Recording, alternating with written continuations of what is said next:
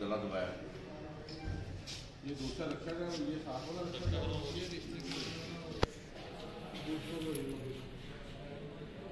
Sir ये रशी वाला किसका होगा?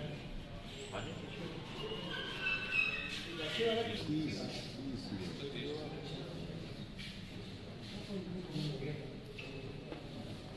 हम तेरी तस्वीर बनाओ जी।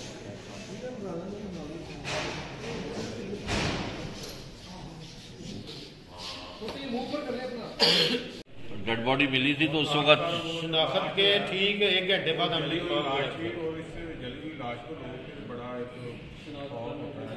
जी जी बिल्कुल। लोगों ने जला दिया इस तरह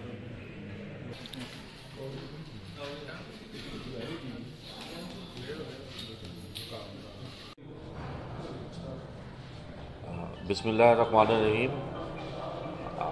आज हम शेयर करेंगे डिस्ट्रिक्ट पुलिस टोबा टेक्सिंग की एक बहुत बड़ी कामयाबी है। एक अंधा कत्ल यहाँ पे थाना सिटी के इलाके में हुआ था।